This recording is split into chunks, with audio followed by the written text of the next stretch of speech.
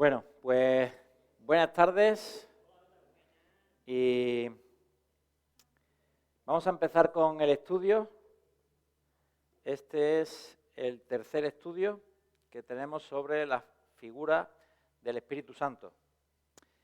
En los estudios anteriores pues hemos estado viendo al Espíritu Santo a lo largo del Antiguo Testamento hasta el día de Pentecostés, y la semana pasada pues seguimos con el estudio del Espíritu Santo, pero en vez de seguir con el Espíritu Santo a lo largo del Nuevo Testamento, lo que hicimos fue un parón para ver a la persona del Espíritu Santo, al Espíritu Santo como una persona y además como Dios. Hoy vamos a ver la obra del Espíritu Santo. ¿Cuál es el ministerio? ¿A qué se dedica el Espíritu Santo? ¿Qué es lo que el Espíritu Santo hace con nosotros? Y evidentemente, si nosotros vimos el Espíritu Santo en el Antiguo Testamento hasta Pentecostés, que ya es parte del Nuevo Testamento, pues la obra del Espíritu Santo que vamos a ver es desde Pentecostés en adelante. Y vamos a ver cómo hay cosas que son diferentes, es decir, cosas que antes de Pentecostés no ocurren, pero sin embargo después de Pentecostés es así como nos relata la Biblia y como vamos a ver en el día de hoy. El mando. Bueno, entonces, lo que nosotros nos damos cuenta mediante el estudio del Espíritu Santo es que el Espíritu Santo a raíz de Pentecostés cobra un protagonismo en lo que es la obra de Dios con su pueblo. A partir de ahora, lo primero que tenemos que ver es que el Espíritu Santo habita en el creyente. Y ese es el primer ministerio que vamos a ver. Es un don universal, el don del Espíritu Santo. Es algo que recibimos, algo que se nos da. Y el Espíritu Santo lo que hace es habitación en nosotros, es decir, viene a vivir en nosotros. Nosotros somos la habitación del Espíritu Santo. Por ejemplo, vamos a leer algunos textos que expresan este sentido de habitación, ¿vale?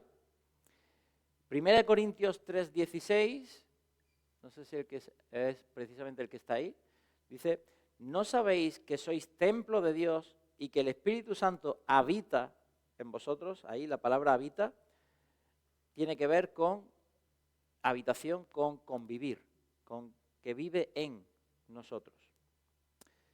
Ahora, vamos a ver una serie de características. Y la primera es que el Espíritu que mora en nosotros es un don de Dios que da a todos los creyentes. Es decir, esto es una diferencia ya con el Antiguo Testamento, porque en el Antiguo Testamento no se nos da constancia de que el Espíritu Santo estuviera en todo el pueblo de Dios. Solo venía a algunas personas puntualmente o en momentos concretos. Pero no nos da constancia la Biblia de que estuviera en todo el pueblo de Dios, en todas las personas que creían en Dios. Sin embargo, lo que sí vemos a raíz de Pentecostés es que el Espíritu Santo habita en todos los creyentes, sin excepción. Hechos, capítulo 11, versículos del 16 al 18. Dice: entonces me acordé de lo dicho por el Señor cuando dijo Juan ciertamente bautizó en agua, mas vosotros seréis bautizados con el Espíritu Santo. Si Dios pues le concedió también el mismo don que a nosotros, que hemos creído en el Señor Jesucristo, ¿quién era yo que pudiese estorbar a Dios? Entonces, oídas estas cosas, callaron y glorificaron a Dios, diciendo: ¿de qué manera también a los gentiles ha dado Dios el arrepentimiento para vida? Aquí está hablando Pablo, ahí en Jerusalén, y está dando fe de que los gentiles han recibido el Espíritu Santo igual que ellos. Y él viene a decir: vamos a ver, si ellos han recibido el Espíritu Santo y tenemos pruebas de ello, ¿quién soy yo para decirle a Dios que no? De tal manera, lo que vemos aquí es que Dios no selecciona a algunos. Dios le da el Espíritu Santo a todos, sin excepción, a todos sus hijos. Y además es normal que sea así, porque el Espíritu Santo, como hemos dicho, es un don, un regalo. No es un premio. No es un premio a recibir a la hora de: mira lo que he conseguido. Es un don, un regalo. Por lo tanto, recibir este don no se asocia con ningún mérito tuyo. Es algo que Dios te proporciona. Por lo tanto, el segundo punto es que tener al Espíritu Santo es un indicio de que eres hijo de Dios, de que eres salvo. Pablo declaró que el no tener al Espíritu Santo directamente indica que no perteneces a Cristo. Romanos capítulo 8, versículo 9 dice: mas no vivís vosotros según la carne, sino según el Espíritu. Si es que el Espíritu de Dios mora en vosotros, y si alguno no tiene al Espíritu de Cristo, no es de él. Por lo tanto, es una señal el hecho de que si el Espíritu Santo vive en ti, tú eres hijo de Dios. Y no hay duda ninguna. También en Judas, en el versículo 19, habla de estos apóstatas, de los que estaban enseñando falsas doctrinas en la iglesia, y habla de ellos como sensuales, los que se dejan llevar por los sentidos. Es la misma palabra que utiliza en 1 Corintios 2:24, que vamos a leerlo. Este no lo he apuntado. 1 Corintios 2:14, perdón. 2:14.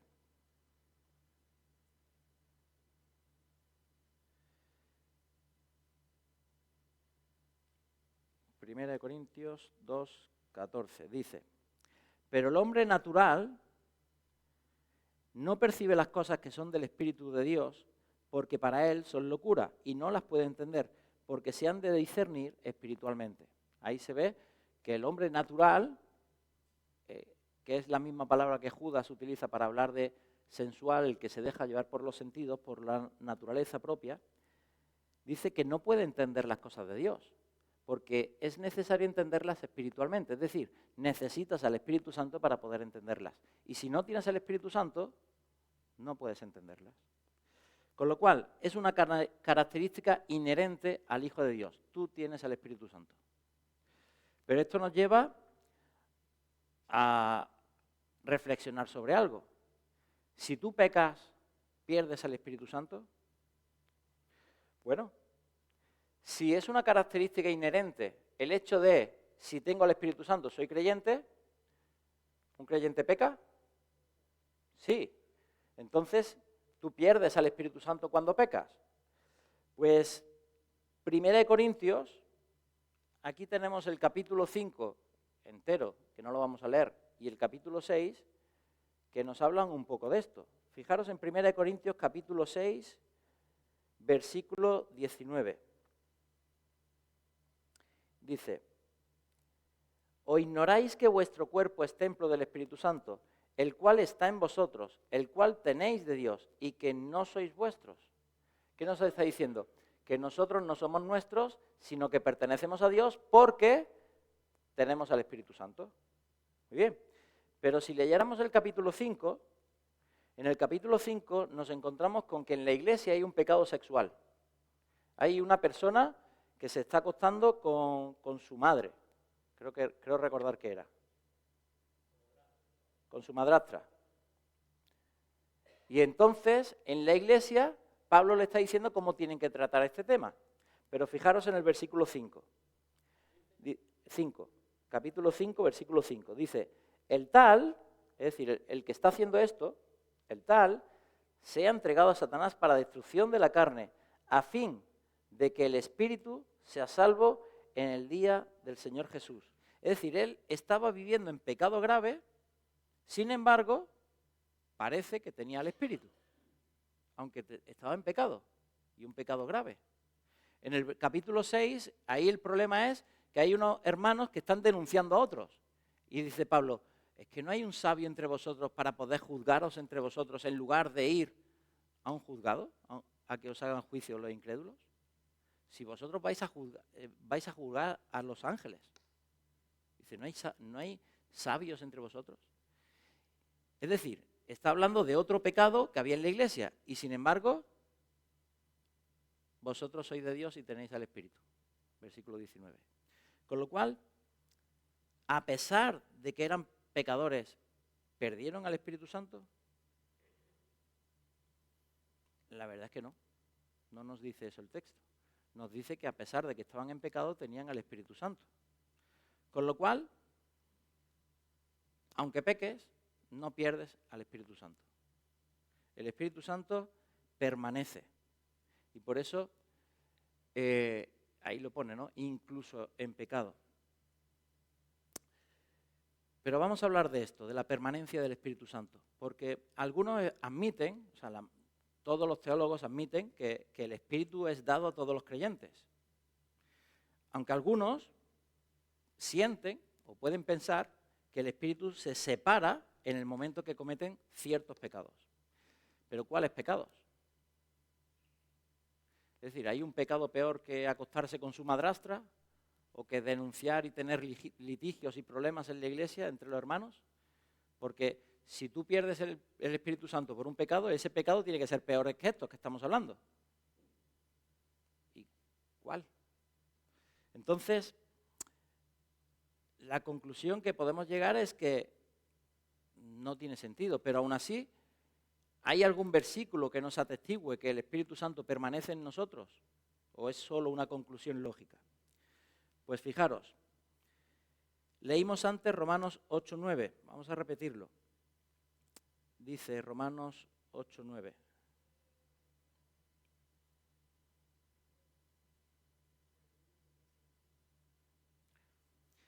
Mas si vosotros no vivís según la carne, sino según el Espíritu, si es que el Espíritu de Dios mora en vosotros, si es que el Espíritu de Dios mora en vosotros, y si alguno no tiene el Espíritu de Cristo, no es de él. Y esto lo vamos a unir a otro versículo que es Juan 14:16. Aquí ya son palabras de Jesús. Y dice, yo rogaré al Padre y os dará otro Consolador, refiriéndose al Espíritu Santo. Y dice, para que esté con vosotros para siempre. Es decir, para que esté con vosotros. ¿Quiénes son vosotros? ¿Quiénes somos? Todos los hijos de Dios, todo aquel que es creyente. Es decir, para que esté contigo para siempre. Ese es el ruego de Jesús. ¿Creéis que Dios no responde a las oraciones de Jesús afirmativamente? Pues si le pidió Jesús al Padre que el Espíritu Santo esté contigo para siempre, ¿tú crees que va a estar para siempre contigo? Hagas lo que hagas. Lo que encontramos en la Biblia es que la seguridad de salvación y la seguridad de la habitación del Espíritu Santo son dos cosas que van unidas. Es decir, si tú tienes al Espíritu Santo para siempre y eso es una característica de que tú eres hijo de Dios, pues entonces estas dos doctrinas van unidas. Puedes estar seguro en tu salvación porque el Espíritu Santo va a estar seguro en ti para siempre. Ahora, ¿nosotros recibimos al Espíritu Santo por nuestra obediencia? No, lo recibimos por la fe en Cristo Jesús. Por lo tanto, ¿podemos concluir que perdemos al Espíritu Santo por la desobediencia? Tampoco. La Biblia no nos dice que perdamos al Espíritu Santo. No hay ningún testimonio de eso después de Pentecostés. Antes sí, después no. Pero además, fijaros, 1 Corintios 3:15 dice, si la obra de alguno se quemare, y ahí está hablando de la obra del pecado, porque lo que se quema es el pecado, él sufrirá pérdida. Si bien él mismo será salvo, aunque así como por fuego. Es decir, aunque tú peques y tu obra se quemare, dice, él mismo, la persona, será salva. Así como por fuego. Es decir, yo le digo a mi alumno, un 4,5 que el profesor te ha regalado el 5, ¿vale? Pero está aprobado, para entendernos, ¿no? La realidad es que todos los casos de la pérdida del Espíritu Santo son previos a Pentecostés. Todos. Después de Pentecostés no hay ni una sola referencia a la pérdida del Espíritu Santo. Cero. Por lo tanto, tú puedes pensar lo que quieras, ¿vale? Pero la realidad es que no lo puedes afirmar bíblicamente. Esa es la realidad. A no ser que cojas lo de antes de Pentecostés y lo apliques como si hoy fuera igual, lo cual no tiene sentido. Además, el hecho de que no haya ninguna referencia después de Pentecostés ya nos debe hacer pensar de que lo más probable es que sea así. Ahora, ¿cómo se recibe al Espíritu Santo? El patrón normal, es verdad que en Hechos encontramos muchas maneras distintas y momentos distintos, pero el patrón normal es el que ocurrió en la casa de Cornelio. Ese es el patrón normal. Así es como normalmente se recibe al Espíritu Santo, aunque ya os digo, en Hechos, en diversas circunstancias, ocurre de manera distinta. Pero el patrón normal, el que más se repite, Hechos 10, 44, dice: mientras aún hablaba Pedro estas palabras, las palabras del mensaje del Evangelio, el Espíritu Santo cayó sobre todos los que oían el discurso. Y el versículo 47 dice: entonces respondió Pedro, ¿puede acaso alguno impedir el agua, el bautismo, para que no sean bautizados estos que han recibido el Espíritu Santo también como nosotros? Porque lo que vemos es que algunas personas recibían el Espíritu Santo y después se bautizaban, como es este caso, pero otras recibían el Espíritu Santo después de bautizarse. Otros recibieron el Espíritu Santo después de la imposición de manos. Y otros simplemente estaban orando. Ahora, el patrón normal, el que siempre se repite, es que escuchas el mensaje del Evangelio, lo crees y recibes el Espíritu Santo. Ese es el patrón normal. Por lo tanto, bueno, todo esto lo he dicho ya.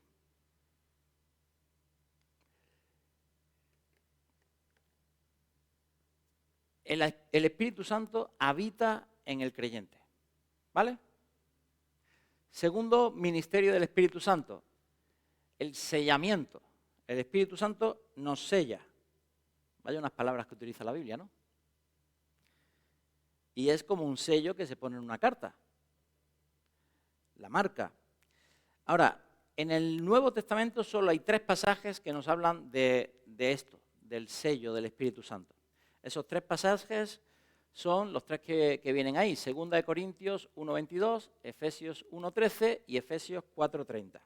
Vamos a leerlos. Dice, 2 Corintios 1:22, dice: el cual también nos ha sellado y nos ha dado las arras del Espíritu Santo en nuestros corazones.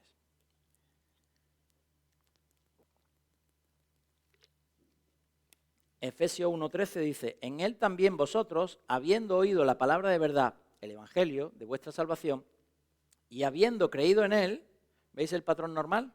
Habiendo oído y habiendo creído, fuisteis sellados con el Espíritu Santo de la promesa. Aquí en este texto se nos agrega que fuimos sellados cuando creímos. Eso no lo dice en el primero, en este sí. En Efesios 4:30 dice: no contristéis al Espíritu Santo de Dios, con el cual fuisteis sellados para el día de la redención. Aquí nos dice que fuimos sellados con el Espíritu Santo, ¿hasta cuándo? Hasta el día de la redención. Las preguntas las dejamos al final, ¿vale? Al final, sin problema. Si quieres, anótala para que no se te olvide y después respondemos. Pero fuimos sellados hasta el día de la redención, ¿vale? Lo agrega en este texto. En el Antiguo Testamento no se menciona en ninguna parte que ninguno fuera sellado con el Espíritu Santo, en ningún sitio. Todo esto ocurre después de Pentecostés. Ahora, como en el caso de la habitación, que hablábamos antes, ¿cuándo sucede el sellamiento? Pues el sellamiento le sucede solo a los creyentes y a todos los creyentes, en el momento de la salvación, en el momento que pasan a ser hijos de Dios. De no ser cierto esto, pues ¿cómo pudiera decir Pablo en qué se basa lo que dice Efesios 4:30? Es decir, no contristéis al Espíritu Santo con el cual fuisteis sellados hasta la redención. Si no fuera para todos los creyentes, para todas las personas, ¿por qué Pablo dice no contristéis al Espíritu Santo, hablando de manera general a todos? Pues si lo afirma así es porque todos lo tienen. Y si todos lo tienen al Espíritu Santo es porque todos han sido sellados con el Espíritu Santo. Ahora, ¿qué significa ser sellados con el Espíritu Santo? ¿Qué significa ser sellados con el Espíritu Santo? Pues tiene que ver con posesión, tiene que ver con pertenencia. Es decir, perteneces a Dios, eres mío. Y te vuelvo a decir, ¿tú crees que a Dios le puede quitar algo de las manos a alguien? ¿Alguien le puede robar a Dios?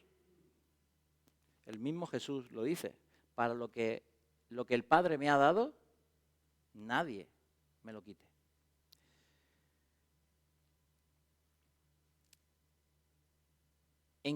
Según el texto que hemos leído de 2 de Corintios, conecta el sellamiento con el don del Espíritu Santo, es decir, un regalo que te ha hecho Dios y te ha sellado. Por lo tanto, el regalo no es solo la presencia del Espíritu Santo, sino el hecho de que tú perteneces a Dios. Hechos 2:38. ¿Qué dijo Pedro en el discurso cuando después de Pentecostés está allí predicando y se convierten como 3.000 personas? ¿Qué dice Pedro cuando le dicen, Pedro, ¿y ahora qué hacemos? Y ese qué hacemos es muy relevante. ¿Por qué? Porque se lo están diciendo las personas que crucificaron a Jesús. Las mismas personas que estaban allí gritando, ¡crucifícale, crucifícale! Esas mismas personas son las que ahora le están diciendo a Pedro, ¿y qué hacemos? Si es que nosotros matamos a Cristo, al que tú nos estás diciendo que es el Hijo de Dios, que es el Mesías, el Salvador. Yo lo maté, ¿qué pecado y peor que ese? ¿Ahora qué hago? ¿Cómo me va a perdonar Dios el hecho de que yo matara a Dios? ¿Y qué dice Pedro?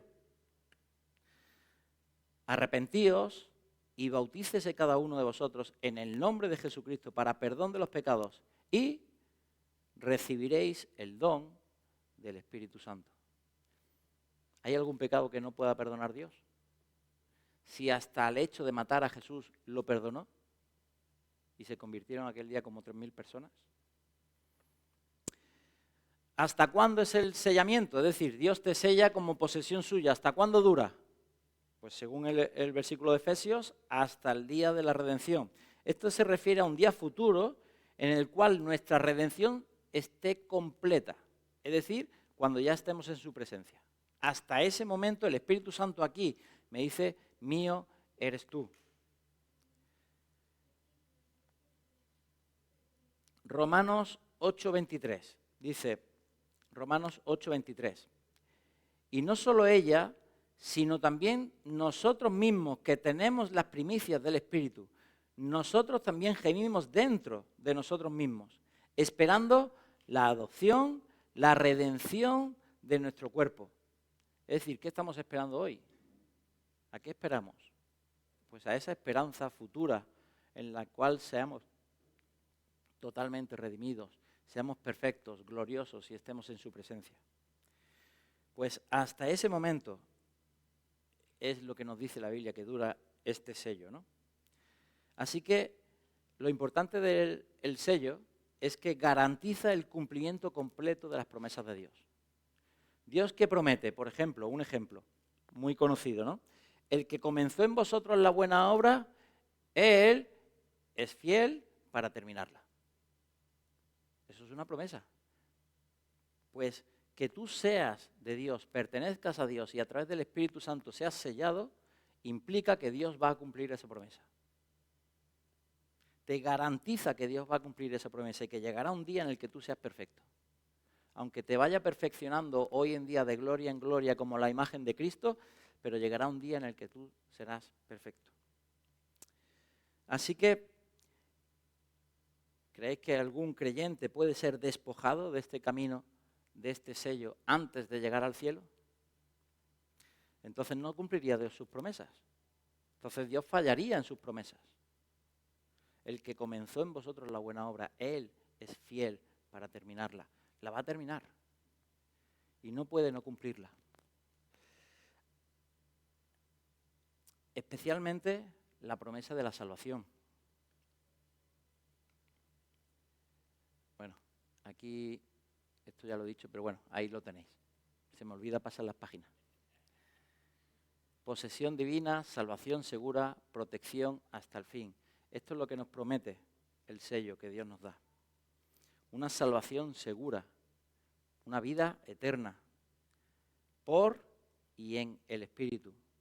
Su propósito de guardarnos hasta el día de nuestra completa redención. Él nos posee. Todo esto es lo que significa ser sellados por el Espíritu Santo. Y vamos con la tercera obra.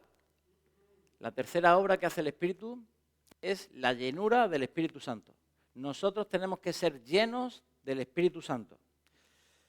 Podemos definir esto de estar llenos del Espíritu Santo como la influencia y el control extensivo o total del Espíritu Santo en la vida del creyente. Esto significa estar lleno del Espíritu Santo, que el Espíritu Santo influencia tus decisiones y controla tus decisiones. Esto evidencia un estado de llenura permanente o en un evento o un momento concreto. Esto es como lo de antes que hemos visto, es decir, la llenura del Espíritu Santo es permanente, siempre estamos llenos del Espíritu Santo o no, o es en momentos puntuales. Pues vamos a verlo. ¿Qué produce o qué debe producir la llenura del Espíritu Santo? Pues produce un carácter, el carácter de Cristo, y es sinónimo de vivir espiritualmente, o de espiritualidad, que lo explicaremos más adelante. ¿Cuándo ocurre esto? ¿Cuándo se nombra en la Biblia a alguien que esté lleno del Espíritu Santo? Pues, por ejemplo, Juan el Bautista estaba lleno del Espíritu Santo, Elizabeth dice que estaba llena del Espíritu Santo, también Zacarías, su marido, cuando empieza a hablar de repente, dice que estaba lleno del Espíritu Santo. En Hechos 2, versículo 4, el día de Pentecostés, dice que fueron llenos del Espíritu Santo. Y después de Pentecostés tenemos, por ejemplo, Pedro en capítulo 4, versículo 8, delante del concilio, dice que fue lleno del Espíritu Santo y habló la palabra de Dios. En el versículo 31, habla, en el mismo capítulo 4, habla de todos los creyentes llenos del Espíritu Santo. Pablo, cuando se convierte, dice también en capítulo 9, versículo 17, también en el capítulo 13 de Hechos, versículo 9. Pues ahí tenemos muchas referencias, o algunas referencias que vienen en la Biblia, de personas llenas del Espíritu Santo. Sí que parece que es algo que todos los creyentes puedan experimentar. Es decir, no quiere decir que sea permanente, pero sí que todos los creyentes pueden experimentarlo. Un ejemplo, Hechos 13:52. Dice, y los discípulos, hablando en plural, estaban llenos de gozo y del Espíritu Santo. Ahí vemos cómo habla de los discípulos, no está hablando de los 12 discípulos, porque en ese momento ya no se llaman discípulos, eran apóstoles. Entonces, cuando aquí está hablando de discípulos, está hablando de todos los creyentes.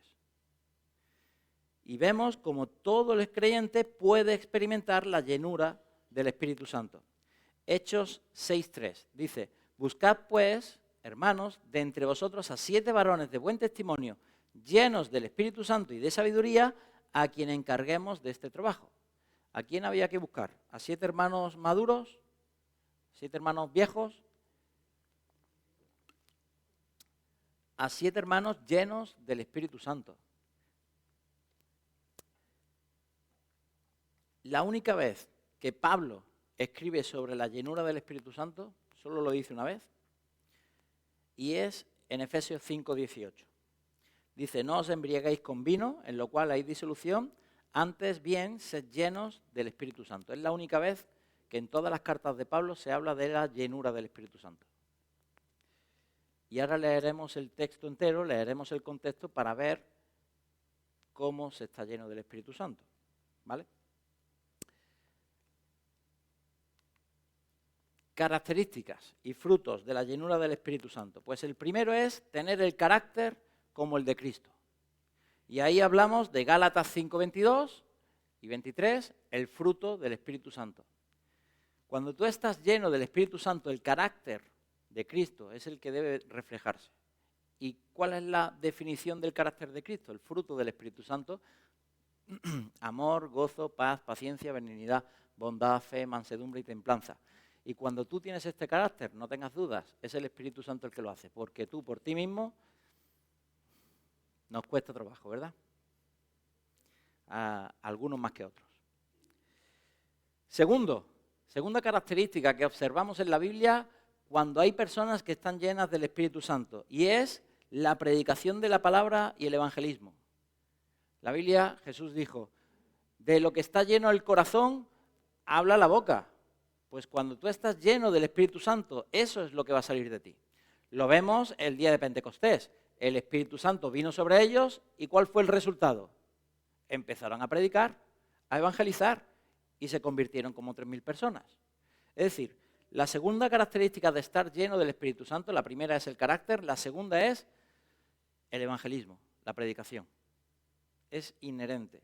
Por lo tanto, cualquier persona que está llena del Espíritu Santo da testimonio. Si no estamos dando testimonio, es que estamos en una época en la que no estamos llenos del Espíritu Santo, porque se debe reflejar.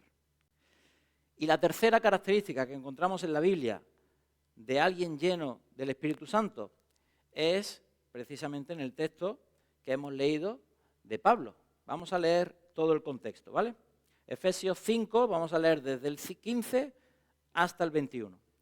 Dice, mirad pues con diligencia cómo andéis, no como necios, sino como sabios, aprovechando bien el tiempo, porque los días son malos. Por tanto, no seáis insensatos, sino entendidos de cuál sea la voluntad del Señor. No os embriaguéis con vino, en lo cual hay disolución. Antes bien, sed llenos del Espíritu Santo. Y ahora dice, hablando entre vosotros con salmos, con himnos y cánticos espirituales, cantando y alabando al Señor en vuestros corazones, dando siempre gracias a Dios por todo, al Dios y Padre, en el nombre de nuestro Señor Jesucristo. Con lo cual, ¿cuál será la característica, la tercera característica de alguien lleno del Espíritu Santo? Es alguien que alaba a Dios, que adora a Dios y que agradece a Dios. Es alguien que está sometido a Dios y que le está alabando. ¿Por qué? Aquí nos lo explica. ¿Cómo puedo ser lleno del Espíritu Santo? Pues vemos que eso tiene que ver con nuestra manera de vivir. Leímos antes, no contristéis al Espíritu Santo. Claro, contristar significa como encerrar, hacer pequeño. Entonces, ¿qué será ser lleno del Espíritu Santo? Pues lo contrario. Yo puedo encerrar al Espíritu Santo y que no controle mi vida, o puedo darle rienda suelta, de tal manera que llenará mi vida. Entonces, estar lleno del Espíritu Santo es estar siendo controlado por el Espíritu Santo. Tendrá estas características. Entonces, ¿qué tengo que hacer para ser lleno del Espíritu Santo? ¿Y qué dice Pablo? No andéis de esta manera, no pequéis, sed sabios, no os embriaguéis con vino, en lo cual hay disolución. ¿Y el resultado cuál será? Pues que hablaréis entre vosotros con salmos, con himnos, con cánticos espirituales, cantando y alabando al Señor en vuestros corazones, dando siempre gracias a Dios por todo, al Dios y Padre en el nombre de vuestro Señor Jesucristo. Ahora, aquí entonces la pregunta que nos debe salir es, ¿cuándo voy a ser lleno del Espíritu Santo? Pues cuando yo estoy dispuesto a permitir que el Espíritu haga lo que desee en mí. Cuando yo estoy dispuesto a someter mi voluntad a la voluntad del Espíritu Santo. Cuando yo estoy buscando intensamente a Dios y al Espíritu Santo. Es verdad, y aquí hay otra realidad, que depende de la edad que tengas, depende del momento de vida en el que te encuentres, la llenura del Espíritu Santo va a ser diferente. A medida que uno madura en el Señor, su conocimiento y su profundidad en las cosas del Señor es más amplio. Por lo tanto, el sometimiento a Dios va a ser más amplio también. Por lo tanto, el ser lleno del Espíritu Santo ahí va a reflejar ciertas cosas. Cuando tú eres más joven y tu conocimiento de Dios es menor, eres más inmaduro en el Señor, tu llenura del Espíritu Santo se va a reflejar un poco diferente. Pero aquí lo importante es que nosotros tenemos que madurar. Tenemos que madurar. Y en cada momento donde estemos, en cada circunstancia que nos encontremos, tenemos que someternos al Espíritu Santo para que Él controle nuestra vida. Y eso es lo que hará que sigamos madurando en el Señor, que sigamos ampliando nuestro conocimiento, nuestra cercanía y nuestra relación con Dios. Ningún creyente debe sentirse satisfecho por cómo está lleno del Espíritu Santo hoy. aunque tú te sientas muy lleno del Espíritu Santo, no te tienes que quedar satisfecho. ¿Por qué? Porque vas a seguir madurando y seguirás entregándole facetas y ámbitos nuevos de tu vida al Señor. A lo mejor hoy todavía hay un área de tu vida que no se lo has entregado. Mañana lo harás. Por eso nunca estaremos totalmente satisfechos. ¿Por qué? Porque no somos perfectos y todavía estamos en pecado.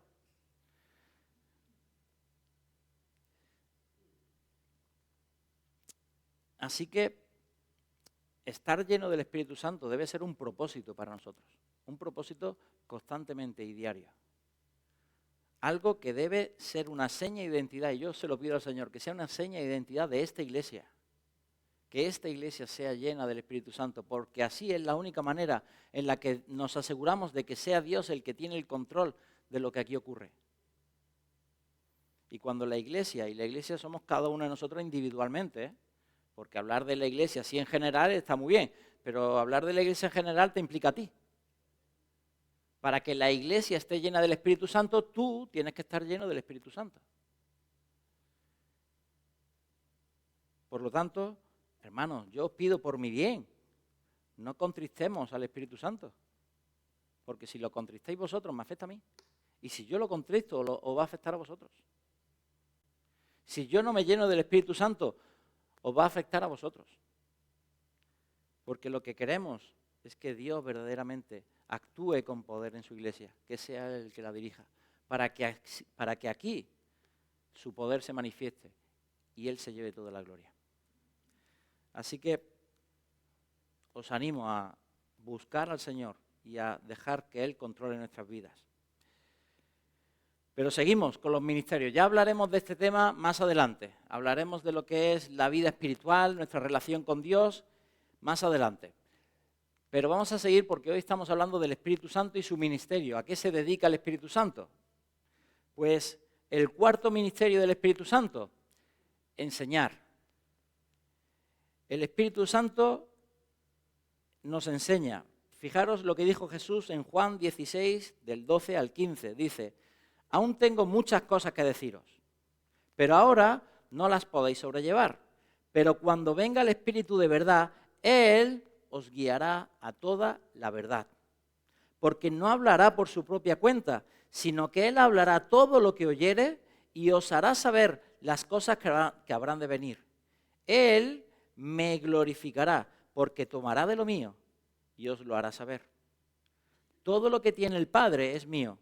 Por eso dije que tomará de lo mío y os lo hará saber.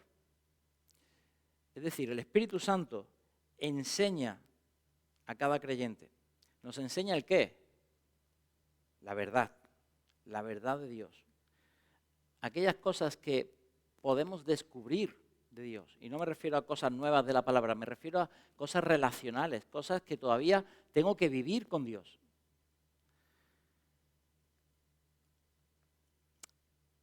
Primera de Juan 2:27, Juan escribe, la unción que vosotros recibisteis permanece en vosotros, y no tenéis necesidad de que nadie os enseñe. Así como su unción misma os enseña todas las cosas, y es verdadera y no es mentira, según ella os ha enseñado a permanecer en Él.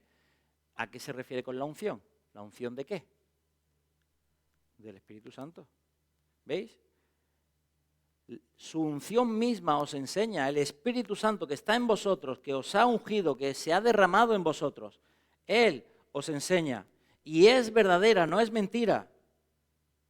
Así que permaneced en Él. Siguiente, ministerio del Espíritu Santo, guiar, nos guía.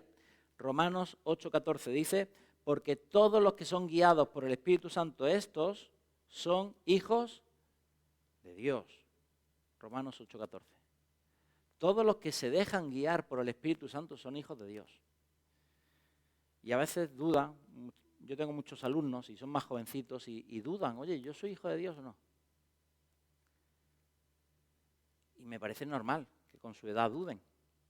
¿Por qué? Porque en su inmadurez hay muchas veces que pecan. Y ese pecado les lleva a sentirse mal. Pero aquí te dice, todos los que son guiados. ¿Y cuál debe ser nuestra respuesta ante esta duda? Déjate guiar. ¿Tú crees que este camino es el que el Espíritu Santo quiere para tu vida? Déjate guiar por Él. Ve a su voluntad. Tú sabes lo que es bueno y lo que es malo, lo que Dios dice que es bueno y lo que es malo. Obedécele, déjate guiar. Porque si tú de verdad tienes una actitud de dejarte guiar por el Espíritu Santo, tú eres hijo de Dios.